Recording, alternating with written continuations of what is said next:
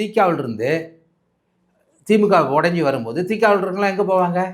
அவன் போய் காங்கிரஸ்லேயே போய் அன்றைக்கு இந்து மகா சபை இருந்தது ஆர்எஸ்எஸ்லேயே போய் சேர மாட்டான். அந்த திராவிடத்தை தூக்கி பிடிக்கிற திமுகவோட தான் போய் சேருவான். எம்ஜிஆர் கட்சி பிடிச்சி வரும்போது எங்கே போனாங்க? காங்கிரஸுக்கு போகல, திமுகவில் இருக்கவங்களாம் எம்ஜிஆர் கிட்ட போனாங்க. இன்றைக்கி என்ன நடக்குது?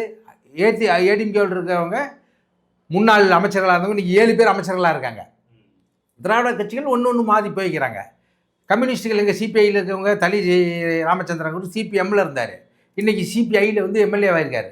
அப்போ ஒரே சித்தாந்தம் ஒரே கொள்கையாக போகிறாங்க. அந்த மாதிரி நாங்கள் எங்கள் தமிழ் தேசிய தலைவரை உண்மையாக நேசிக்கிற காரணத்தினால், ஈழத்திற்கு ஈழ இன விடுதலைக்கு நாங்கள் ஆதரவாக நிற்கிற காரணத்தினால், குரல் கொடுக்குற கட்சி அது போலியாக இருக்குது, இது உண்மையாக இருக்கிற காரணத்தினால் நாங்கள் இதை வந்து சேர்றோம். இன்னொன்று டிவிக்கே விட நான் சேர்றதா சொல்கிறாரு இவர். டிவிக்கு எங்கே தமிழக வெற்றி கழகத்தினிடம் எப்படியாவது கூட்டணிக்கு போய்விடும் என்று காலடியில் விழுந்து கடந்தவர்கள் இவர்கள். இதெல்லாம் எதுவுமே நான் சொல்லலை, இதை பேசுகிற இவர் இருக்கார தம்பி இடுமனம் கார்த்திக், தன் மனசாட்சி பற்றி சொல்லிட்டோம். விஜய்க்கு வந்து கட்சி ஆரம்பிக்கும் போது வாழ்த்து, குடியறிமுகப்படுத்துவது வாழ்த்து, பந்தகால் நடும்போது வாழ்த்து, புசி ஆனந்த் அவர்களுக்கு பிறந்தநாள் வாழ்த்து, இதெல்லாம் சொன்னது யார்? இவருடைய கட்சியினுடைய சாட்டை துறைமுக கொள்கை பரப்பு செயலாளர் போயிட்டு 30 லட்சம் பேர் வந்தார்கள்.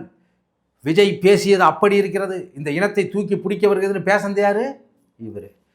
முதல்ல ஏன் வந்து இவர் வந்து டிவிக்கேன்னு அலர்ஜிங்கிறது இவருக்கு 2 டிவிக்கேவை பார்த்தாலும் அலர்ஜி உங்களுக்கு. தமிழக வாழ்வுரிமை கட்சி பார்த்தாலும் பயம், தமிழக வெற்றி கழகத்தை பார்த்தாலும் பயம். காரணம் என்னன்னா, தமிழக வெற்றி கழகத்திடம் நம்ம காலடியில் விழுந்து கண்டோம், கெஞ்சினோம் ஆட்சிக்கு வரலான்னு.